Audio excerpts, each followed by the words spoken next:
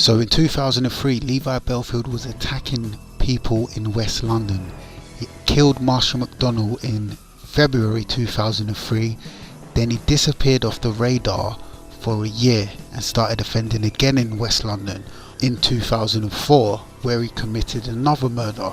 But what was Levi Bellfield doing in between that time? Did Levi Bellfield feel like the net was closing in on him and move to another area to start offending? Now, I believe this particular case that I'm going to show, which fits within Levi Bellfield's 2003 timeline, has all the MO and hallmarks of a Levi Bellfield attack. Now, bear in mind, this was 5 months after the murder of Marsha McDonnell. Blackpool now, and an unprovoked ambush on a woman that could easily have killed her.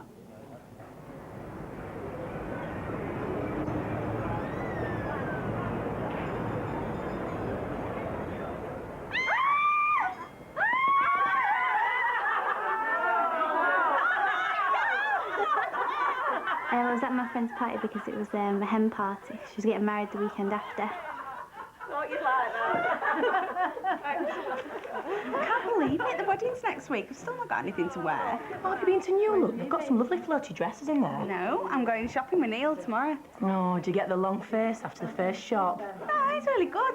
I think he secretly likes going to the shops with me.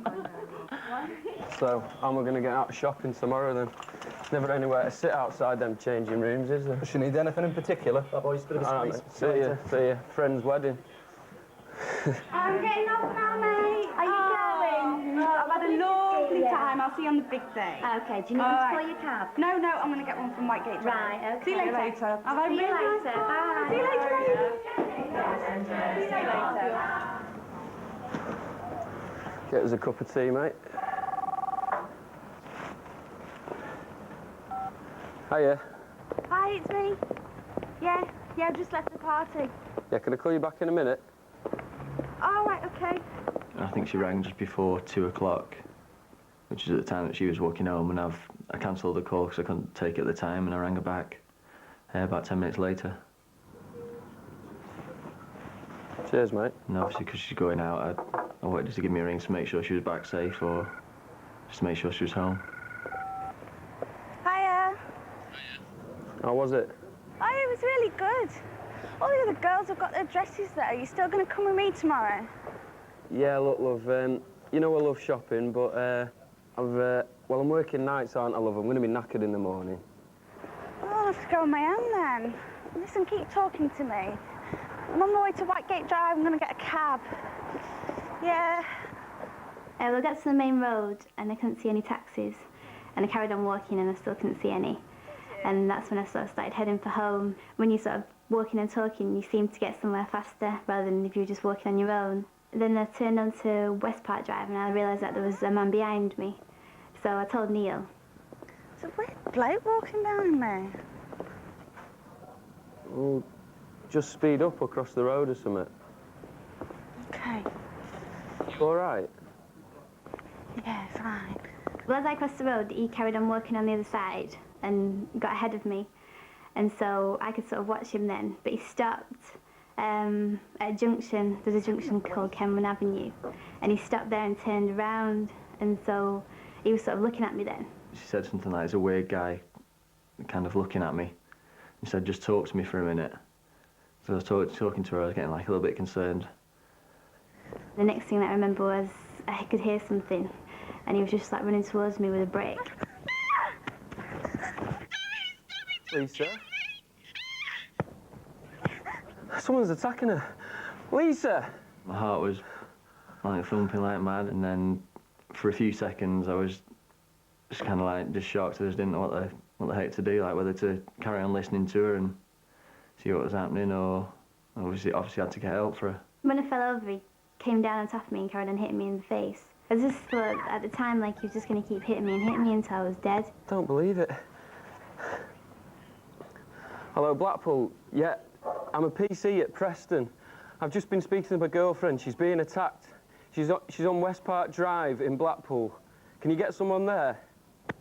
And then for some reason, after a couple of minutes, he ran off. I got up, managed to get up, and I thought that I'd run over to the houses over the road, and I thought, well, you're going to have to sort of try and get somebody to help you or something. And like nobody had helped me, so.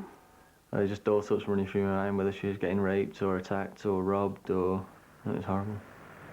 I had a black eye, so it swollen up that much that I couldn't see out of it. It was all blurred, and I could see that there was a car over where it happened.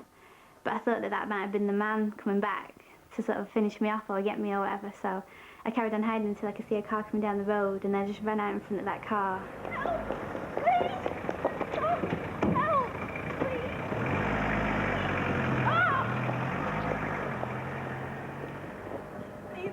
And then somebody shouted me because I was going to start running away.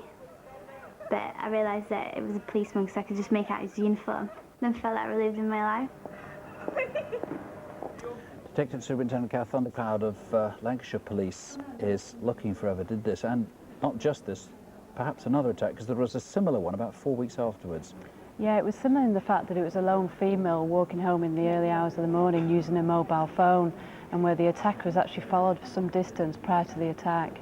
She was also quite small, 5'4". I mean, so many similarities. It seems improbable you'd have somebody doing the same thing, two people doing the same thing there.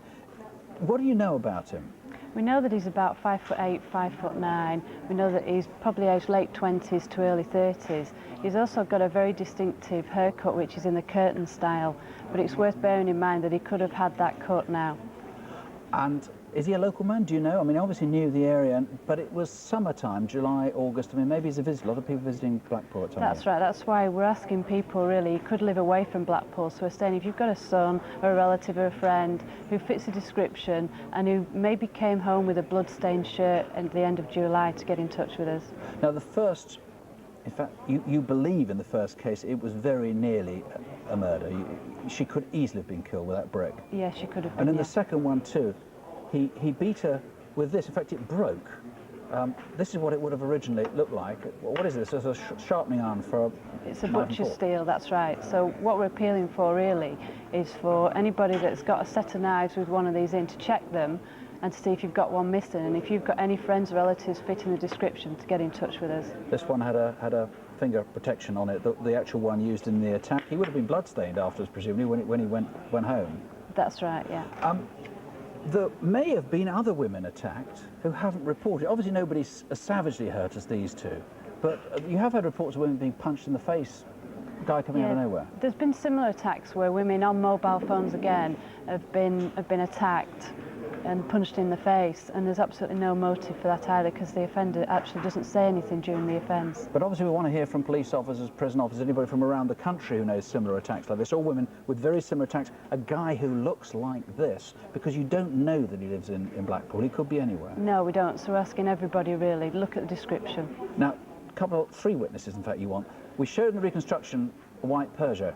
Didn't stop. That may not have stopped for very good reason, actually. May have been a bit worried about what the hell was going on there, but you desperately need that driver to come forward, maybe a taxi driver or whatever. That's right, it could be a vital witness. He's actually driven along the road that the offender has actually run back along, so they could have seen the actual person who did the attack. And tell us about the two other witnesses you want in Church Street. This is before the second attack in August, two kids. Yeah, there's two kids that have actually approached her on Church Street. One is about 11 years of age, slim build, wearing a black beanie hat. The other one is 15 years of age, again wearing a black beanie hat, and they're both on pedal cycles. We need to speak to these people. Now, these are nice guys. I mean, they're not in trouble at all. You just need to speak to these. So if that was you, please give us a call. And if you know anybody like this, if all these or any of these clues can fit together, a guy who looks like this who was in Blackpool at that time, July, August, 0500 600 600, or the incident room on 0177. So that seems like a Levi Bellfield attack, but there's lots of crazy people walking around, but it fits completely in the Levi Bellfield timeline. So the next question I'm looking at is, does Levi Bellfield have any links to Blackpool? Tell us about what happened last year. I received a call from Blackpool Murder Squad asking if I would be happy to speak to them regarding an incident of a 13-year-old that had gone missing in, I don't know, I can't remember the area, but in a certain area at the time, and it conveniently transpires that Levi had a clamping contract in the same area at the same time.